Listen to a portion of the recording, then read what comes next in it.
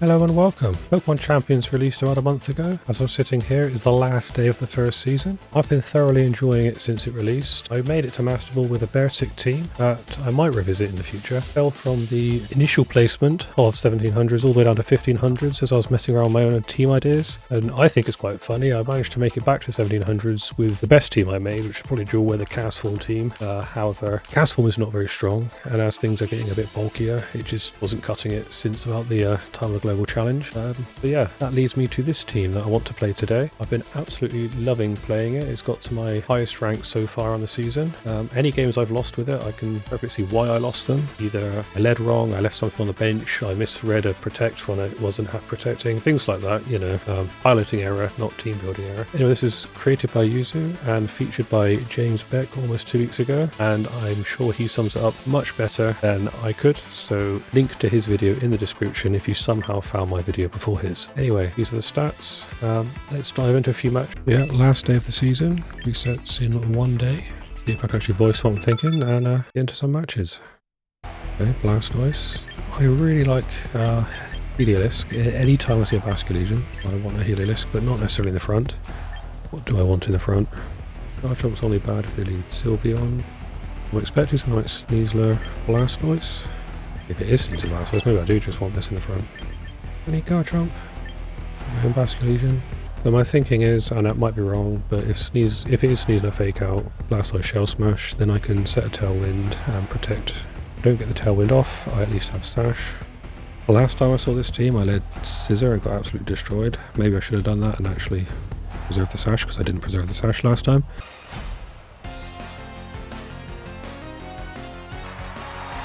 It's Blastoise Sneasler. Yeah, just going to do what I predicted. Tailwind and protect. Do not want my Sash to go. And I would rather be faster than Blastoise if I can, if they fake out into Electro here. The worst thing they could do. I mean, if they just off-grip Ice Beamed, fake out Ice Beam into, I forget the name, Altaria, probably the worst thing they could do. But would they really predict that? Do we really want to do that right now? You want to get your Shell Smash up safely, don't you?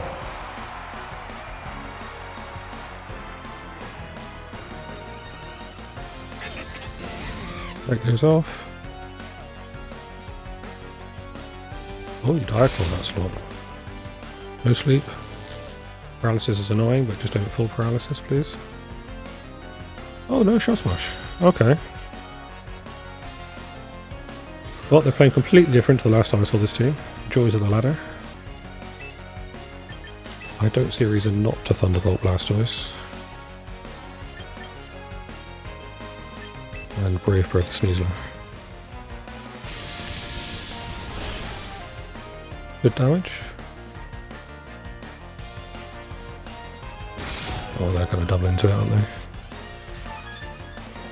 They knew the threat.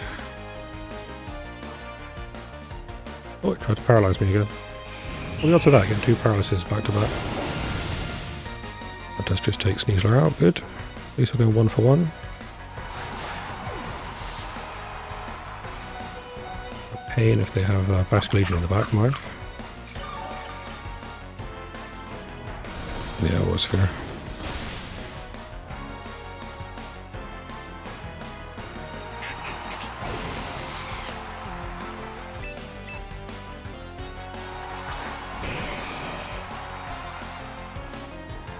Sylveon. Well, surely you protect the Sylveon and try and get rid of Scarlet here. Just in case they don't, I think I'll Brave Bird it, just to get some damage on it. Don't see Blastoise having much for Scizor. With the Tailwind I should be faster. I didn't Shell Smash. My base speed is higher than theirs anyway. When Mega. Mistake I made in Trick Rooms. Oh, they don't protect, so I could have just bullet punched it. Great. We get the Brave Bird off. Some damage at least. Oh, you yawn.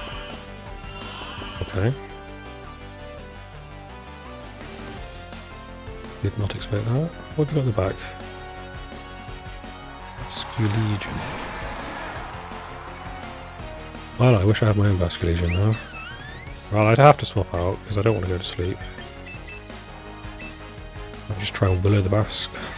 Surely they're protecting Sylveon this time. And if they don't, GG. I would literally just destroy Sylveon if I bullet punched it. It's Basculegion versus the world.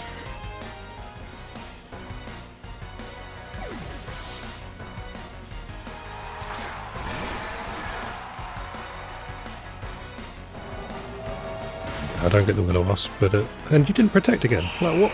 What? Riskiest Sylveon plays ever. Tailwind peters out, which is a bit of a pain.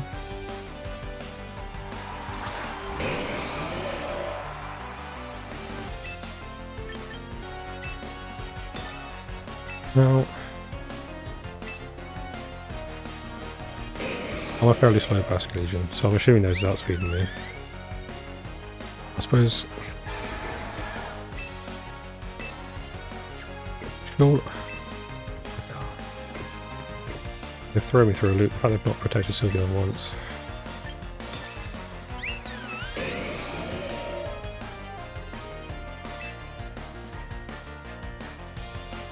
Try this.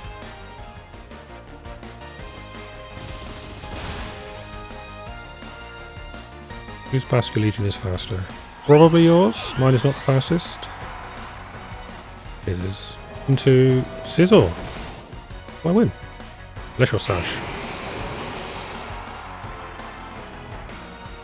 Are you Sash? Oh, you are Sash. Yeah, I lose. Do I lose? Depends. Does Aqua Jet take me out? Might. Or it will. It's close first game. Oh, it doesn't. Or it wasn't, actually. Bulky enough. Ooh. I'm glad I didn't read a protect on that last turn. Or second last turn. Taking a win in the first match. GG, let's see how the next one goes. Oh, possible weather this time. Altaria can actually do what it's here to do. I feel like Scizor into everything except the Charizard. So the risk with this lead is if they lead something like Steel Beyond Guard Chomp and protect the Charizard, I'm in big trouble. You and I think you in the back.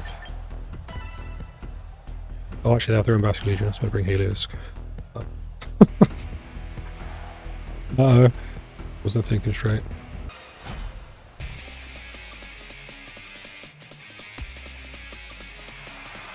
Steel Beyond Guard Chomp. Not good, not good. Saying that. That last game has put me off. Most Sylveons are protected in this situation and I can get a free Soul Stance up. But that last one just threw me off. Right.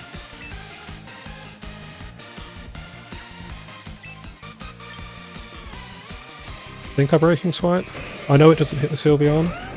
My hope is that it weakens the Garchomp enough that my Garchomp lives and their Sylveon either protects or falls over the Bullet Punch if it's not bulky. No switches.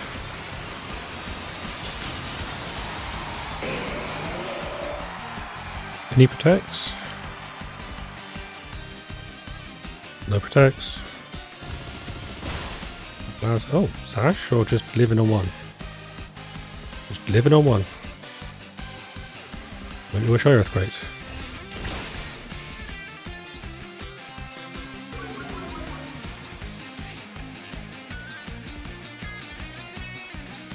Because I should lift Dragon Claw. And that at least keeps Hyper Voice a spread move. That's annoying. Yeah, so not a lot of damage out there.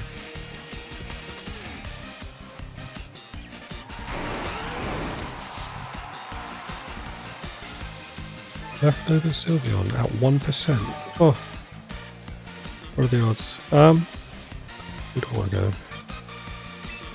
I suppose it's Percival Bullet Punch Wave Crash.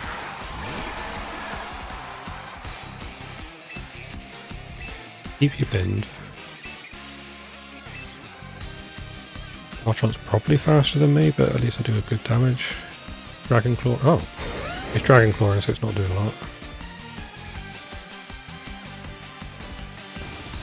Could have just doubled into Sylveon or gotten a free Swords Dance up. That would have been nicer. Oh well.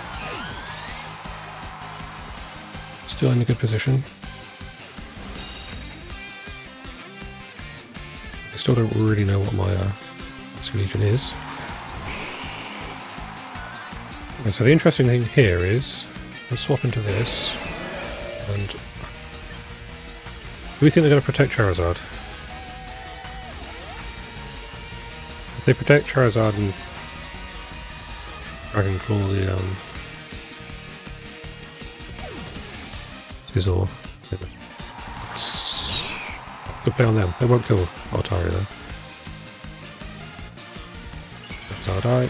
Also, I said they were locked into Dragon Claw, didn't I, when I saw the citrus? Whoops!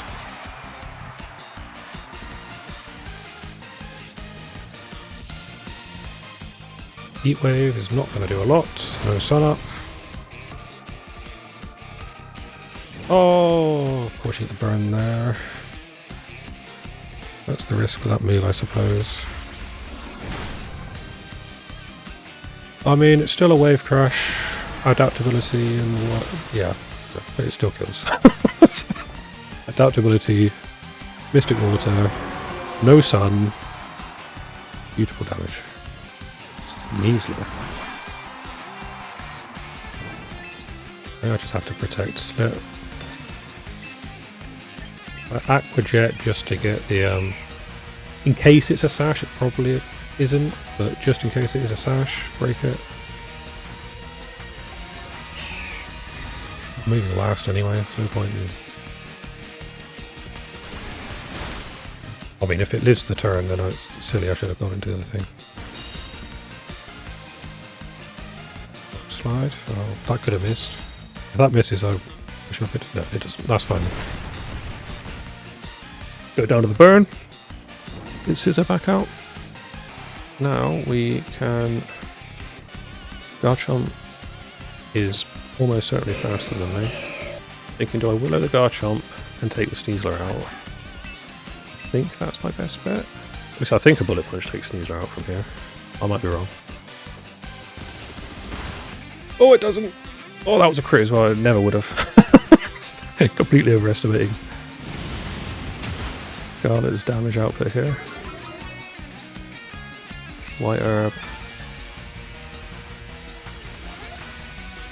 Dragon Claw shouldn't kill. Looking wing to red.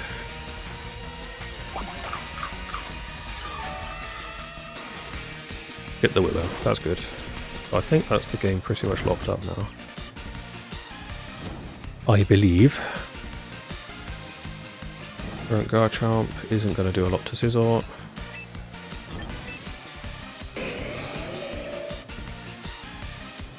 There's no point doubling into Sneasler though, is there? I Bullet Punch the Sneasler. If it protects, then I get some damage on the Garchomp with a Brave Bird.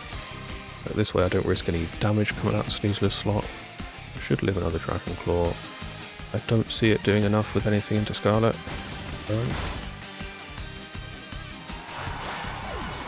Sneasler's down. Dragon Claw does bring me to the red, but that's fine. Brayford.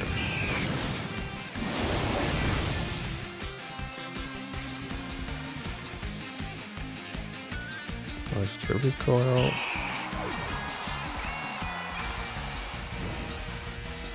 I suppose the optimal play here is to protect for chip.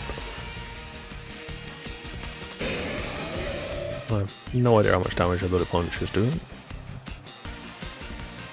And I'm definitely not bug biting now.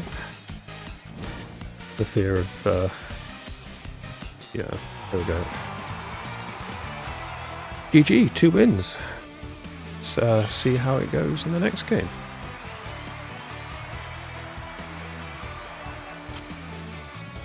Oh yeah, dailies have reset. New high. See you in the next match. So, between sessions my PC decided to swap to a different microphone. And suffice to say, it sounds awful. However, I have been wanting to try this sort of past commentary style, as the main aim for me doing any videos was to try and improve. This way I can actually review my play and see if I actually agree with it, which, we'll see how it goes. Also, the second game, so I played 5 in total, and the second game that needs this audio post-commentary, I think was actually quite a funny game, so frankly I just want to include it. So this next game we have a Mega Blastoise, probably. Could be Trick Room, could be Shell Smash, possibly a Mega Kangaskhan in there as well, although I was expecting Fake Out Last Resort at this point. So looking at my team, I want to bring Scizor into Frigiraf, which I assume is setting up the Trick Room, if it is Trick Room Blastoise, and I want to bring Heliolisk into the Blastoise.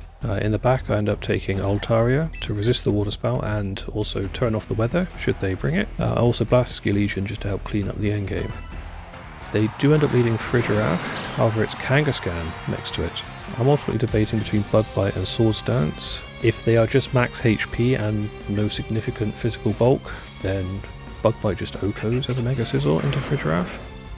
And so I do end up clicking Bug Bite, half expected to be Fake Outed, but still, if they don't. And I swap out Heliolisk into Altaria to preserve the sash on Heliolisk, and hopefully for better positioning. They actually end up going Mega Kangaskhan, so now I'm expecting there to be no Blastoise in the back. Fake Out into Scizor.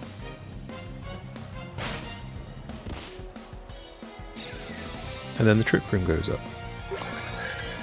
So at this point I'm worried about Ice Punch that I've seen plenty of Kangaskhan carry. I don't feel that threatened on Scizor, so I click Swords Dance, hoping to get a bit of an advantage for later in the game, and try to Will-O-Wisp at Kangaskhan. They end up swapping out the Frigiraf for Torkoal, which at this point I'm not too concerned about, as Cloud9 is still there to eliminate the effects of weather. Something that I'm happy to see here is that I'm faster under Trick Room compared to the Kangaskhan and get the Will-O-Wisp off. This means I should live an Ice Punch or Fire Punch if they do end up carrying them.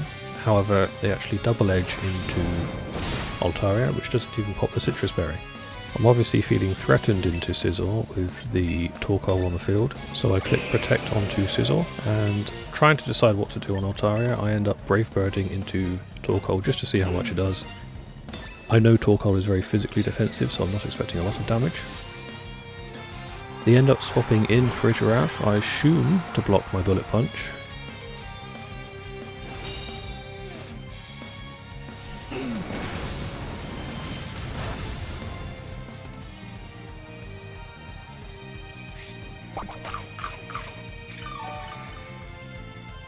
Brave Bird goes into Torkoal, which does 30%. At this point I'm ultimately deciding that although I've Swords Dance and got a +2 on Scizor, there's nothing I can really do with it now. So I have to swap that spot out into Legion. And again, trying to decide what to do on Altaria, just end up doing a Brave Bird for a bit more chip onto the Torkoal. The Helping Hand Eruption, and I can hear myself say I'm expecting it to do about 40%.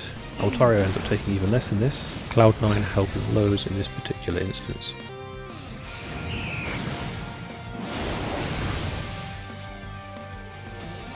Given the amount of damage they ended up doing into Legion, I want to Wave Crash into Torkoal here. I end up protecting on Altaria as it's the last turn of Trick Room. They do Heat Wave.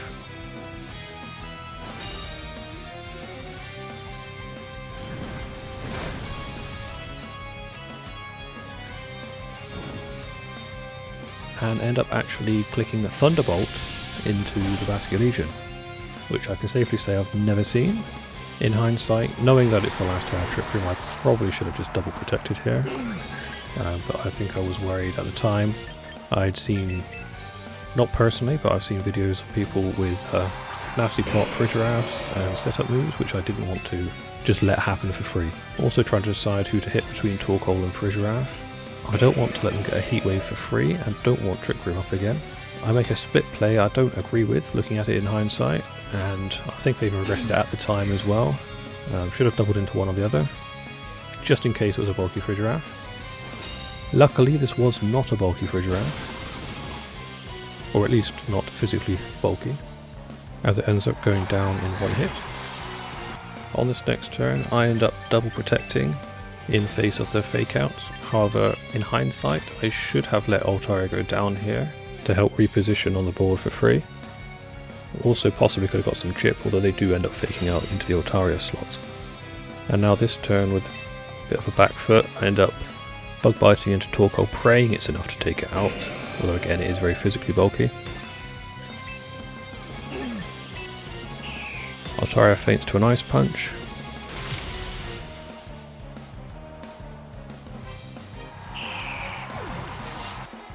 Bug bite gets Torkoal to the red, but not enough to KO it, and ultimately feints to a heat wave.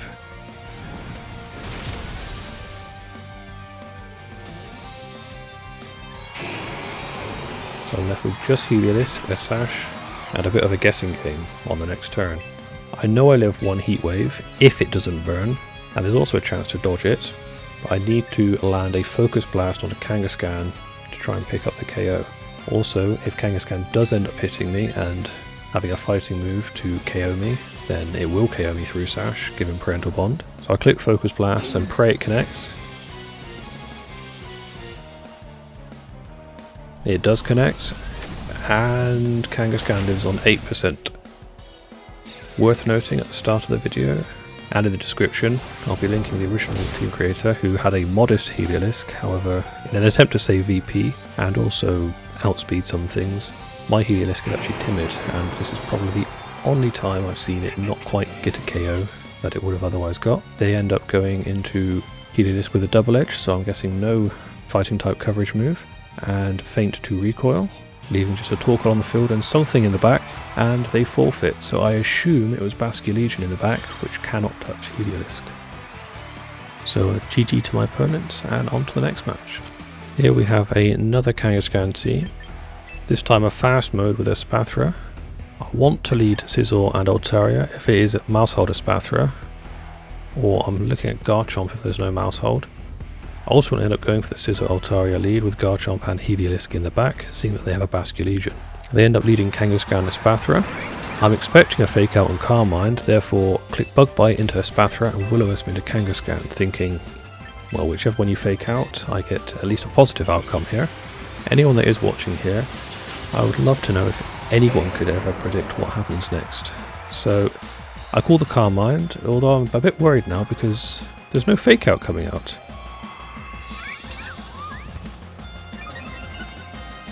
And Kangaskhan goes for Flamethrower? Assuming this is our max special attack modest, there's only actually a 76% chance of it OHKOing. If it's timid, there's a 16.8% chance of OHKOing.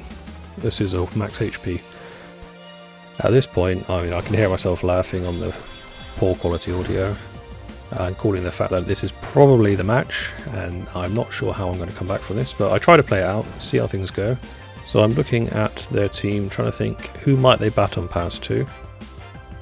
I've got my Basculegion out, and ultimately the only thing that I don't want to hit with the last respects would be the Mousehold, which I would be surprised if they're baton passing into. They actually end up protecting and thunderbolting from the Kangaskhan here. Does not quite KO the Basculegion.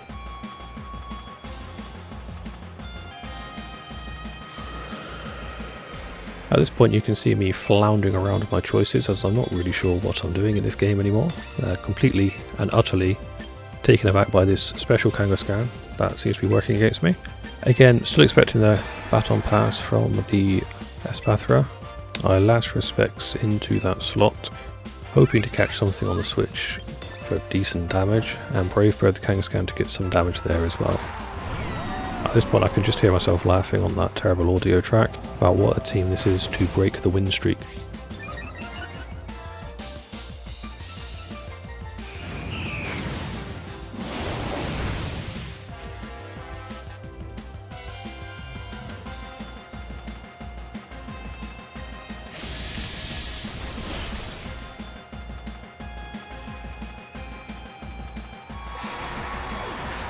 As a last chance effort, I click Focus Blast into the Archaludon and Brave Bird in the Kangaskhan.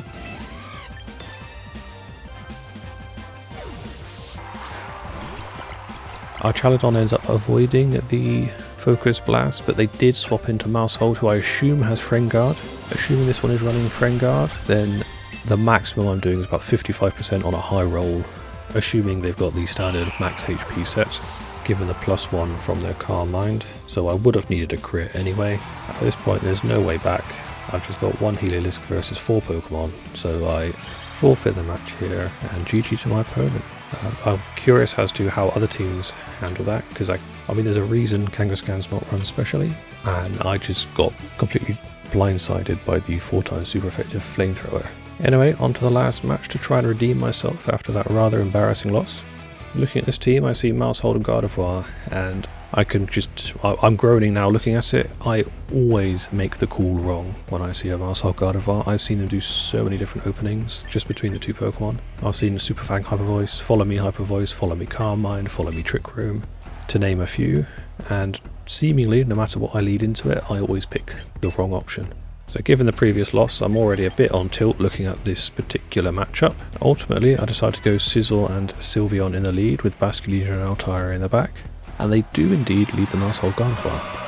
Fearing a Hyper Voice and Super Fang, I decided not to Sword Stance and just get some Bullet Punch damage. Hyper Voice won't KO Scizor on its own, so at least this way I'm getting good damage into the Gardevoir if they do Super Fang, and I Hyper Voice with Sylveon to get damage into both. However, something I hadn't even considered, they simply swap out the Gardevoir, which is something I've never seen them do either, into Chandelure.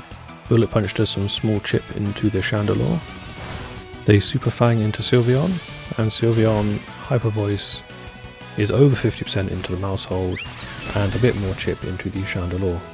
At this point I'm obviously not wanting to risk the Scizor with Heat Wave or whatever fire move the Chandelure wants to click, so I swap out into Altaria and Hyper Voice again for some more chip. Mousehold ends up protecting, preserving it, and the Friend Guard. Chandelure Heat Waves. Hyper Voice does good damage into the Chandelure, actually getting a critical hit.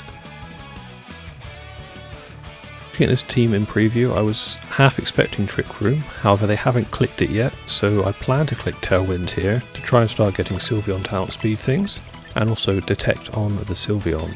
They end up Super Fanging into Altaria, which pops Citrus. Tailwind goes off, which makes me a little nervous because I was expecting Chandelure to move first. However, thankfully they are just going for Heat Wave and not the Trick Room. Looking at the state of the board now, it feels like a pretty easy Brave Bird into Chandelure and Hyper Voice. They end up protecting their Mousehold and letting the Chandelure go down, which is quite good for my Scizor in the back, as that's its main threat out of the way now. Gardevoir comes back out and I feel no reason not to repeat the same moves.